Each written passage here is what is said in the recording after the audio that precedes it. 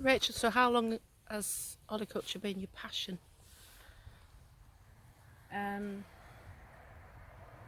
I started the knowledge and the no dig in about 2013. I bought a house and did the no dig basically there, and used all the council's free compost that they'd created, local farmers with their manure and their horse of a dug bed. It's been weeded so many times, but I left it as an example of all the weeds that you get. Can you explain to me what a duck bed is? So dug bed is basically where you dig in the manure. So you dig into the ground, and it's exactly the same as our bodies. When you cut into your body, it needs time to heal, and there's such a fine, beautiful equilibrium system underneath with the bio, whatever you call it. I'm not a scientist or anything, but it all makes sense to me personally.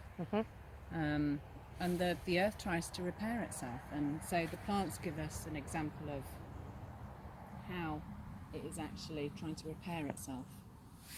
So dandelions, when their leaves are up, they've done their job of calcium, but when their leaves are flat, there isn't enough calcium in the soil, so it's trying to bring it up, and you'll have loads of dandelions. But as you see the leaves kind of standing up, then it's done its job, and you won't see them very often. It's amazing though. So these are all dug beds again, did you say, Rachel? Yeah. And what you intend to grow there? Or? Well, I want to do the no dig there, so the cardboard will go down first, and then the manure, and it has to be mature manure, otherwise it's too acidic, and then you put tons of compost basically on top. So we're making our own compost now, but it does take time, so we bought it initially. The currant bushes just straight ahead with the wooden construct above it. We did weed it, but what we did is we didn't put the cardboard down initially, so it dried out, and you can see from the leaves that they're all kind of dried on the edges, so they haven't done too well this year. We haven't got a lot of fruit, so that's a lesson learned from me, that when you weed you need to really take care of the soil, either cover it up or... But yeah, we've had so many weeds from all the dug beds that they've infiltrated the whole veg plot, so the hoe now becomes my best friend. This needs a lot more compost on it really. It didn't have enough. In places it's had a bit more. Yeah.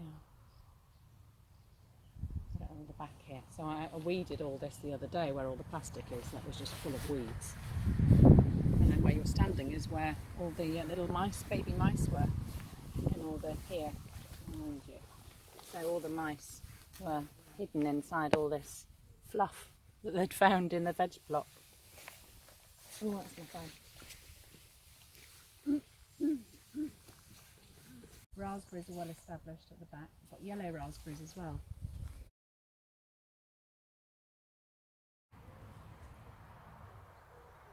So we'll have raspberries for people to eat.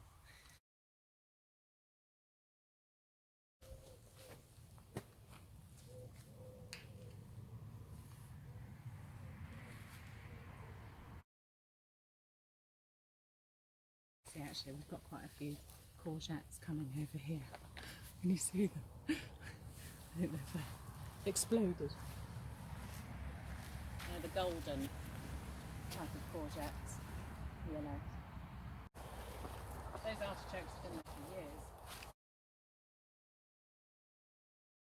And then this is a well-established rhubarb. I grew loads of onions and lettuces in here recently, and they've all just come out.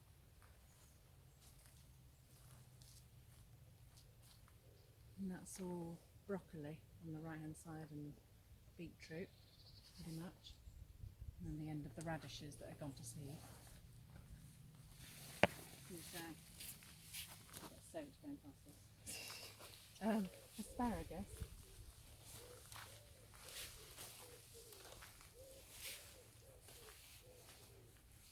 And this is the most amazing plant. I mean, it's got so many uses,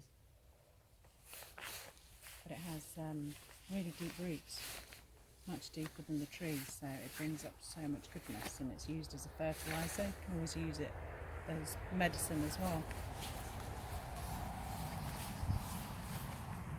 And then, yeah, this is a no-dig bed that I did for my mother.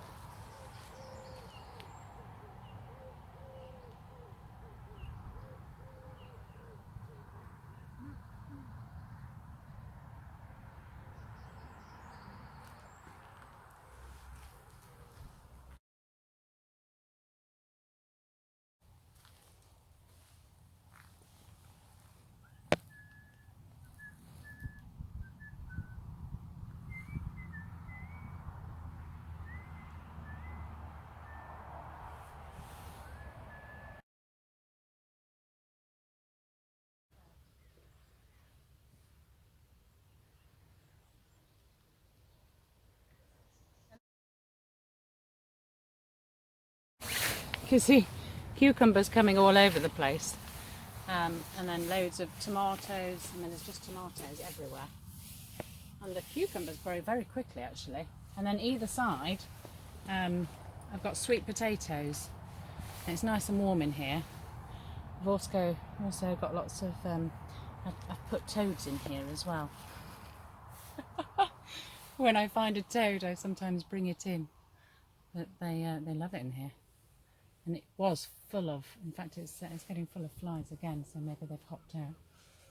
But yeah, and then we had the little tiny trellising in here,